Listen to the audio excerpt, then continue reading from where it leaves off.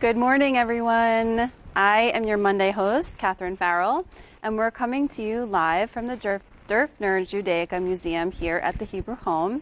And this is Good Morning Hebrew Home. So today is Monday, November 16th, and the time is 10:32. We have a great show planned for you today, so let's jump right into it. And I thought, since this is Monday, I wanted to see how everyone's weekend was. Give us a call. Let us know. 2813. I just wanted to share with everyone a couple of little things that happened at home for me. We had a great weekend. And many of you know that I have a daughter, my third child. Her name is Cassidy. She's actually going to be 9 months old this coming Friday. But two kind of great things happened this weekend. The first was that she finally figured out the actual crawling thing. The last month or so, she had been doing this weird scooting thing where she had like her legs in front of her and she got around, but it wasn't really technically crawling. So she finally figured that out. I have a little video for you guys of her actually doing that. So let's head on over. We can get this mouse to cooperate, that would be fantastic. There we go. Here she is.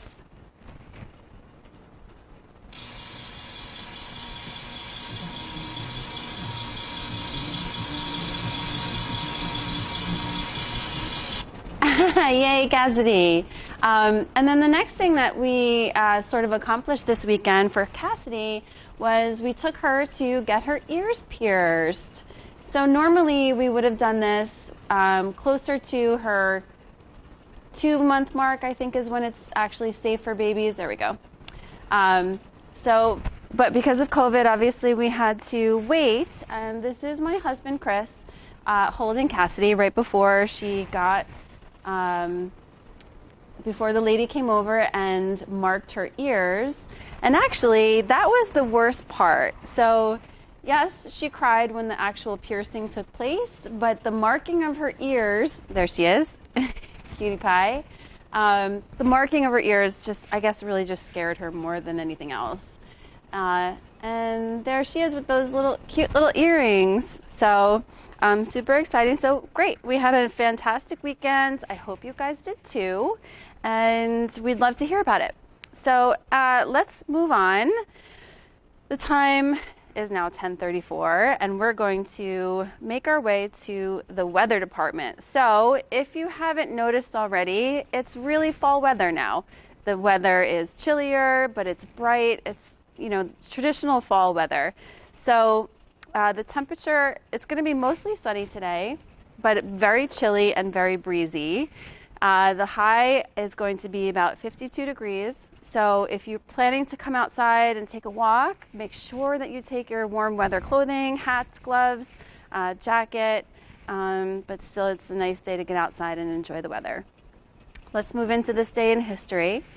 On November 16th in 1902, a cartoon appears in the Washington Star, prompting the teddy bear craze, after President Teddy Roosevelt refused to kill a captive bear tied up for him to shoot during a hunting trip to Mississippi. So good job on him to not kill that bear, and that's how he became known as the teddy bear.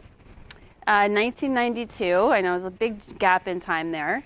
Eric Laws, while using a metal detector to search for a friend's lost hammer near Hoxton, Suffolk, England, discovers the Hoxton hoard, which is the largest hoard of Roman silver and gold ever found in Britain, and the largest collection of 4th and 5th century coins were anywhere within the bounds of the former Roman Empire. So that was pretty cool, and something I used to do with my dad.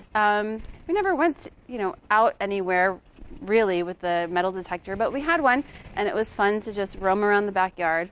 Never found any hoards or coins, but anyway, those kinds of things are just great memories for me. Today is National Fast Food Day. So if you like Wendy's or McDonald's, and today might be your day to enjoy it.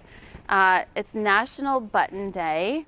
I didn't know buttons had their own national day, but they do. And it's also National Indiana Day. So fun little things. Our birthdays. So we do not actually have any resident birthdays for today, but believe it or not, 6 staff celebrating their birthdays today. First, Leroy in housekeeping, Anne-Marie in my department, Therapeutic Arts and Enrichment Programs. Happy birthday, Anne-Marie. Yvonne from the Certified Home Health Agency, Ruby from the Religious Department, Angela in nursing, and Dr. Pitsovsky from the medical department. So happy birthday, everybody. And side note, it is also a very special birthday in my family. My sister-in-law, Cassandra Carney, turns 35 today. So happy birthday, Cassandra. Our celebrity celebrating a birthday today is Lisa Bonet. So Lisa Bonet was actually best known for her role as Denise Huxtable on The Cosby Show and its spin-off, A Different World. She married Lenny Kravitz. Lenny Kravitz was my first concert in 1987, and she and Lenny had a daughter named Zoe. In December of 1988, they divorced later in 93, and then she officially married Jason Momoa, which I didn't know, in 2017. So they are parents to a son named Nakoa Wolf, and I'm sorry if I mispronounced this, but Namakeha, and a daughter named Lola. So big happy birthday to Lisa Bonet, everyone here at the Hebrew Home, and anyone else out there in YouTube land. So on to the food for today. And I have to say, if I were to pick a favorite Hebrew Home food or a favorite Hebrew Home meal, today's the whole thing, lunch and dinner, would probably be my favorite. The entree for lunch today is going to be sloppy Joe on a bun with mixed vegetables, and that just reminds me of, grade school. Delicious, good, hearty lunch, and for dessert is peaches. But this is the real winner for me.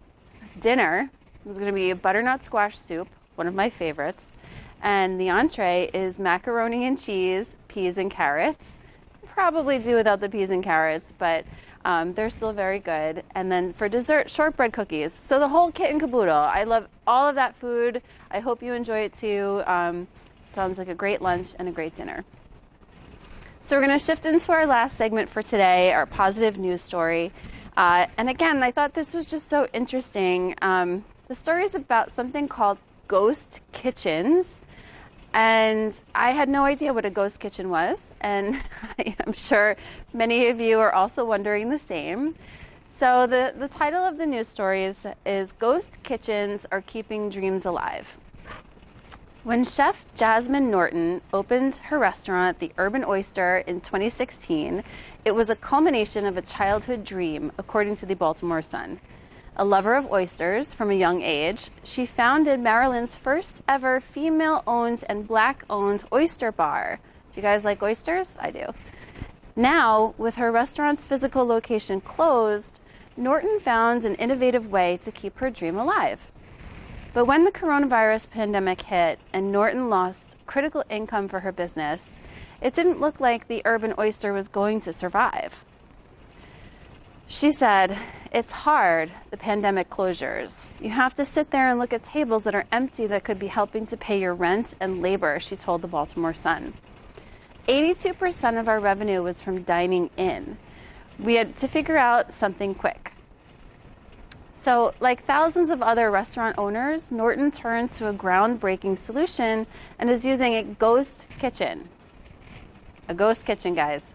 Ghost kitchens, or cloud kitchens, are spaces in which restaurants prepare and sell food for their customers without a physical location for their business. In the ghost kitchen model, multiple restaurant owners rent a space in a commercial kitchen. Think WeWork for restaurants. The system allows restaurants to prepare food at a fraction of the cost of maintaining brick and mortar storefront. So, pretty cool. Alex Frederick, a venture capital analyst specializing in emerging technology, told Restaurant Dive that the benefits of ghost kitchens are leading restaurants to question their traditional business models. Historically, restaurant floor plans prioritize space for the dining areas, leading to smaller kitchens and making it harder for workers to prepare takeaway or delivery orders. Quote, as we look at increasing food delivery, these kitchens are one model helping restaurants to adapt to the trend without changing their existing real estate, while other brands are opening a digital-first space focused on kitchens and food optimized for delivery.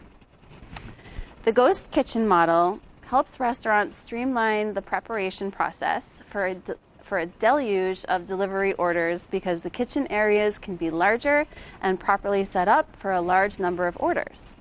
But ghost kitchens actually predate the coronavirus pandemic. Mika Atomo, whose parents founded the Japanese restaurant Shimogamo in Phoenix in 2003, launched a ghost kitchen for her family's restaurant in December of 2019 for economic reasons, according to the Restaurant Business Online. Quote, I was just seeing this ceiling and expanding and growing further, Atomo told Restaurant Business. I just wanted to explore the different opportunities out there. The ghost kitchen really presented an opportunity at the lowest initial cost. At first, she said, her parents were resistant to the idea. But as the pandemic battered the restaurant industry, it became clear that the ghost kitchen had been a wise move. By July 2020, the ghost kitchen made up of 25% of Shimogomo's business. I think the lifestyle has changed dramatically because of this pandemic, whether we like it or not, Otomo said. Even if it costs something, there's the benefit in exploring technology and different methods of taking orders and operating. The pandemic has provided a catalyst for major change in the restaurant industry. The success of ghost kitchens prove that an out-of-the-box solution can help business owners adjust accordingly. During this difficult time, ghost kitchens are an inspiring example of how innovative solutions can help businesses stay afloat and keep dreams alive. So really cool, and I think that it was actually relatable here too. You know, all of our programming is now in this format, really. You know, we have our staff coming up to the neighborhoods and doing, you know, individual work, but we really had to figure out a new way of adapting to the coronavirus pandemic. And it's just interesting to hear how other industries have had to do that too. So really cool, ghost kitchens. Anyway, guys, that's our show for today. Remember to tune in to Channel 8 later. We have What's the Story with Kate at 11:15, Exercise with Deborah at 1:30. And don't forget, you can catch this episode of Good Morning Hebrew Home tonight on Channel 88 or on YouTube whenever it's loaded up.